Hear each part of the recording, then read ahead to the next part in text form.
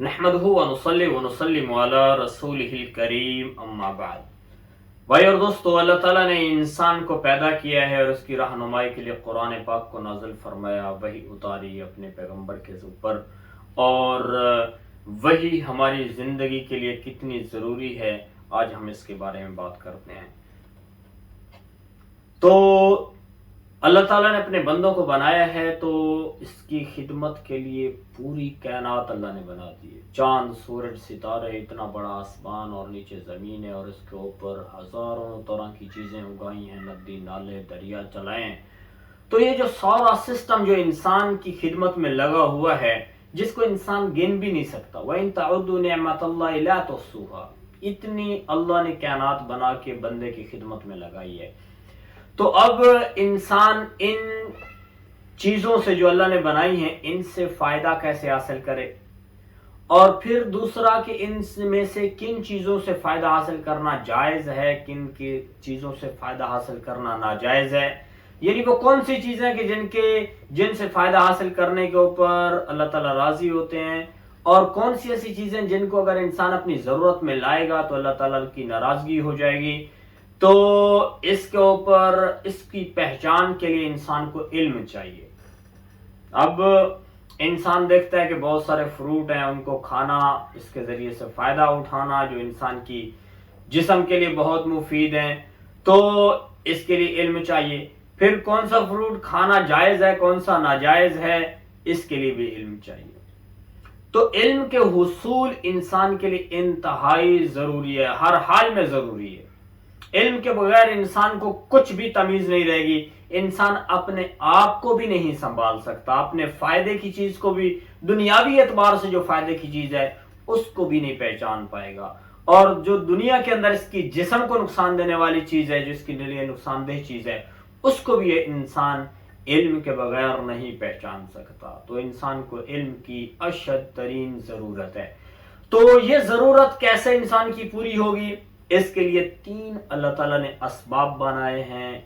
تین ذرائع بنائے ہیں جن کے ذریعے سے انسان کو علم حاصل ہوتا ہے۔ ان میں ایک حواس خمسہ ہے، یعنی منہ، آنکھ، کان، ناک، ہاتھ، ان کے ذریعے سے انسان کو علم حاصل ہوتا ہے۔ انسان دیکھ کے علم حاصل کرتا ہے، سن کے علم حاصل کرتا ہے، بول کے علم حاصل کرتا ہے، کسی چیز کو پکڑ کے چیک کر کے علم حاصل کرتا ہے، اور دوسری چیز ہے انسان کی عقل کے استعمال سے بھی انسان کے پاس علم آتا ہے۔ اور پھر اس کے بعد جو ایک اور ذریعہ، جو اہم ترین ذریعہ ہے انسان کے لیے علم کا، وہ ہے وحی، اللہ کی طرف سے اترا ہوا پیغام جو اللہ نے اپنے نبیوں پر اتارا، وہ پیغام جو ہمارے پیارے پیغمبر صلی اللہ علیہ وسلم کے اوپر اتارا گیا، وہ اس کے ذریعے سے جو ہمیں علم حاصل ہوتا ہے تو وہ کتنا ضروری ہے۔ تو یہ تین چیزیں ہیں جن سے ہم علم حاصل کرتے ہیں۔ تو پہلی جو دو چیزیں ہیں ان کے ذریعے سے علم جو حاصل ہوتا ہے، ان کی ایک حد ہے، حواس خمسہ ہے۔ آنکھ سے ہم دیکھ کر ایک حد تک ایک چیز کو دیکھ سکتے ہیں، مثلا ایک دیوار ہے، ہم اس کے کلر، اس کا رنگ چیک کر سکتے ہیں، دیکھ سکتے ہیں کہ اس کا رنگ وائٹ ہے، سفید ہے، ہم آنکھ سے دیکھ سکتے ہیں۔ لیکن اب اگر ہم اس کو اپنی آنکھ کو بند کر لیں اور صرف عقل کو استعمال کریں تو عقل کے ذریعے سے ہم یہ نہیں چیک کر سکتے کہ اس کا رنگ سفید ہے۔ یعنی ایک حواس خمسہ کے ذریعے سے علم حاصل ہوتا ہے، اور بعض علم جو ہے وہ انسان کو عقل اپنی استعمال کرنی پڑتی ہے۔ اب جیسے مثلا اس دیوار کو کس نے بنایا، تو حواس خمسہ کے ذریعے سے نہیں پتہ چلے گا۔ انسان ہاتھ لگا کے دیوار کو نہیں بتا سکتا کہ یہ فلاں بندے نے بنائی ہے، یہ فلاں شخص نے بنائی ہے، بلکہ اس کے لیے انسان کو اپنی عقل استعمال کرنی پڑتی ہے۔ اس کے ذریعے سے انسان کو پتہ چلتا ہے کہ یہ دیوار بنانے والا فلاں فلاں شخص ہے۔ پھر اگلی بات کہ عقل کی بھی ایک حد ہے کہ اب یہ جو دیوار بنی ہوئی ہے، کیا میں اس کو اوپر چھت بنا کر اس کو اپنے نفع کے لیے استعمال کر سکتا ہوں یا نہیں، یہ دیوار میں اپنی ضرورت میں استعمال کر سکتا ہوں یا نہیں، یہ جائز ہے یا ناجائز ہے، اس کا علم انسان کی عقل اس کو نہیں دے گی، بلکہ اس کا علم ہمیں وحی کے ذریعے سے ہوگا کہ یہ جائز ہے یا ناجائز ہے۔ تو اس لیے ہم دیکھ سکتے ہیں کہ حواس خمسہ ان کی ایک حد ہے، عقل کی ایک حد ہے، اور پھر اس کے بعد وہی ایک ایسا علم ہے جو لامحدود علم ہے، جو ہماری زندگی کے لیے اتنا ضروری ہے کہ اگر انسان کے پاس وحی کا علم نہ ہو تو انسان ایسے ہے جیسے عام طور پہ چلتے پھرتے درندے، کہ انسان یہی سمجھے گا، اپنی زندگی کے مقصد کو نہیں پہچان سکتا انسان بغیر وحی کے۔ انسان یہ سمجھے گا کہ بھائی جو ہے کماؤ اور کھاؤ، روٹیاں توڑتے رہو دنیا میں اور زندہ رہو اور پھر مر جاؤ، یعنی اس کے سوا انسان کے پاس کوئی مقصد ہی نہیں، اس کو پتہ ہی نہیں کہ میں پیدا کیوں ہوں۔ جب اس کے پاس وحی کا علم آتا ہے تو انسان کو پتہ چلتا ہے کہ میری زندگی کا مقصد کیا ہے، جائز ناجائز کو دیکھ کے مجھے چلنا ہے، اللہ کی ناراضگی اور رضامندگی کو میں نے دیکھ کے زندگی گزارنی ہے، کیونکہ میری مرنے کے بعد ایک منزل ہے، میرا ایک مقصد ہے، اور میری ایک منزل ہے جہاں پہ میں نے پہنچنا ہے، اور وہاں تک پہنچنے کے لیے مجھے کیا کرنا پڑے گا، تو اس کے لیے وحی کا علم ضروری ہے۔ تو اس لیے ہم سمجھ سکتے ہیں کہ وحی کا علم انسان کے لیے کتنا ضروری ہے، اس کے بغیر انسان سوائے جانور کے کچھ بھی باقی نہیں رہتا۔ تو اس لیے میرے بھائی اور دوستو، اللہ تعالیٰ نے نبی پاک صلی اللہ علیہ وسلم کے اوپر قرآن پاک کو نازل فرمایا، اور قرآن پاک نے ہماری رہنمائی فرمائی ہے اور ہمیں بتایا ہے کہ تمہاری زندگی کا مقصد کیا ہے۔ تو اس لیے ہمیں اللہ کا شکر ادا کرنا چاہیے کہ اللہ تعالیٰ نے ہمارے اوپر رحم فرمایا اور ہمیں ایسے پیدا فرما کے چھوڑ نہیں دیا۔ اللہ تعالیٰ فرماتے ہیں فَحَسِبْتُمْ أَنَّمَا خَلَقْنَاكُمْ عَبَثًا وَأَنَّكُمْ إِلَيْنَا لَا تُرْجَعُونَ، کیا تم یہ سمجھتے ہو کہ تمہیں پیدا کیا گیا ہے پھر تمہارا کوئی حساب کتاب نہیں ہے، تم سے کوئی پوچھ نہیں ہوگی، تم جیسے زندگی گزارتے رہو، تم فضول نہیں پیدا کیے گئے۔ اتنا خوبصورت اللہ نے جسم دیا ہے، اور پوری کائنات کے اندر ہم غور کریں تو اللہ تعالیٰ نے کتنا بڑا نظام، چاند سورج ستارے، اوپر آسمان، نیچے زمین، اور زمین کے اوپر ہزاروں کروڑوں نعمتیں اللہ تعالیٰ نے پیدا کی ہیں، جن کو ایک انسان استعمال میں لا رہا ہے، اس سے فائدہ اٹھا رہا ہے۔ تو بہرحال یہ علم ہمیں حاصل ہوگا تو وحی کے ذریعے سے، کہ ہم فضول پیدا نہیں ہوئے ہیں۔ تو اللہ تعالیٰ نے اپنے نبی کو اوپر وحی اتاری ہے، اور وحی جو اللہ کے نبی کے اوپر اتری ہے اس کے 5 طریقے ہیں۔ ایک طریقہ اللہ کے نبی صلی اللہ علیہ وسلم کے بارے میں عائشہ فرماتی ہیں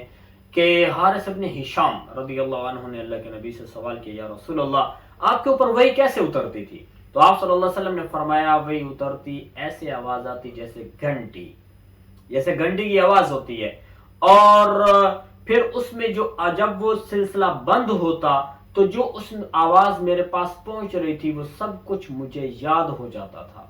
اور کبھی جبریل امین جو ہے ایک انسان کی شکل میں آ کر میرے پاس حاضر ہوتے۔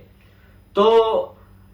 اس کے اوپر شیخ محی الدین ابن عربی رحمہ اللہ فرماتے ہیں کہ اللہ کے نبی صلی اللہ علیہ وسلم نے یہ جو بات فرمائی کہ وہ گھنٹیوں کی آواز آتی تھی، تو فرماتے ہیں کہ گھنٹی جب بجتی ہے تو اس کی آواز ایسے کنٹینیو مسلسل چلتی رہتی ہے، اور جب گھنٹی کی آواز مسلسل چلتی رہتی ہے تو پھر اس کی سمت کا بھی پتہ نہیں چلتا کہ یہ کون سی سمت سے آ رہی ہے، یعنی سامنے سے ہے، دائیں سے ہے، بائیں سے ہے، پیچھے سے ہے، کہاں سے آواز آ رہی ہے، اس کی کوئی سمت متعین نہیں ہوتی ہے۔ تو ایسے جب قرآن اترا ہے تو قرآن کی جو بھی آیت اترتی وہ ایک مستقل طور پر وہ وحی کی جو آواز ہے وہ چلتی رہتی یہاں تک کہ اللہ کے نبی صلی اللہ علیہ وسلم کو وہ چیز یاد ہو جاتی۔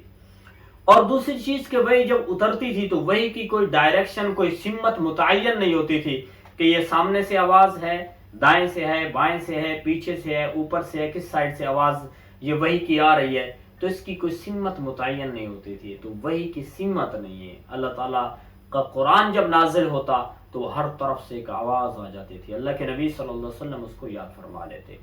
البتہ اللہ کے نبی نے فرمایا کہ یہ جو صورت ہوتی تھی، یعنی وحی کی یہ نازل ہونے کی جو صورت ہے، یہ میرے لیے بڑی مشکل تھی۔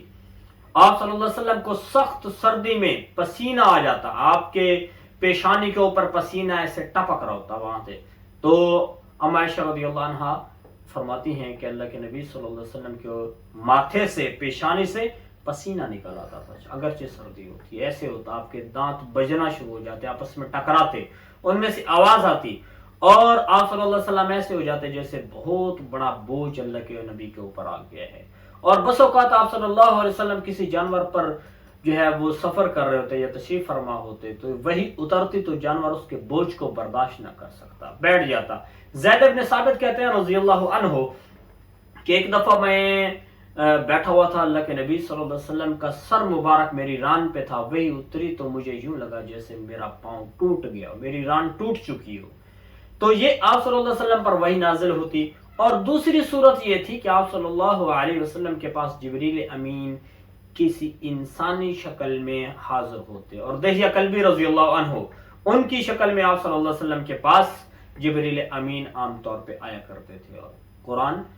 لے کر آتے، وہی لے کر آتے. اور ایک تیسری شکل اس کی یہ تھی کہ اللہ کے نبی صلی اللہ علیہ وسلم کے ساتھ اللہ تعالیٰ نے براہ راست کلام کیا ہے، اور وہ معراج کا موقع ہے، یہ بھی وحی کی ایک صورت ہے. اور ایک وحی کی صورت یہ ہے کہ جبریل امین اپنی اصلی شکل میں اللہ کے نبی کے پاس آئے اور اللہ کے نبی صلی اللہ علیہ وسلم کو اللہ کا پیغام سنایا، قرآن سنایا. تو یہ بھی وحی کی ایک صورت ہے. اور پانچویں صورت یہ ہے کہ آپ صلی اللہ علیہ وسلم کے اوپر جو وحی نازل ہوتی اس کے لیے کوئی جبریل امین کوئی انسانی شکل میں نہ آتے، کوئی خاص صورت بنا کر نہ آتے، بلکہ آپ کے دل کے اندر آ کر ایک اللہ کے پیغام کو دل میں ڈال دیتے، جس کو القاء کر دیتے، ڈال دیتے کہ آپ صلی اللہ علیہ وسلم کے دل میں آ جاتا کہ اللہ کی طرف سے یہ پیغام آ گیا ہے. تو یہ وحی کی 5 صورتیں ہیں جن کے ذریعے سے آپ صلی اللہ علیہ وسلم پر یہ قرآن نازل ہوا، اور اللہ کے نبی صلی اللہ علیہ وسلم کو اللہ تعالیٰ نے آپ کے دل کے اندر جمع کر دیا. ان علینا جمعہ و قرآن، تو اللہ تعالیٰ نے ہی قرآن کو آپ کے دل میں محفوظ فرما دیا، اور آپ صلی اللہ علیہ وسلم کے ذریعے سے یہ مبارک اور بہت بڑا قیمتی خزانہ ہمارے پاس آ چکا ہے.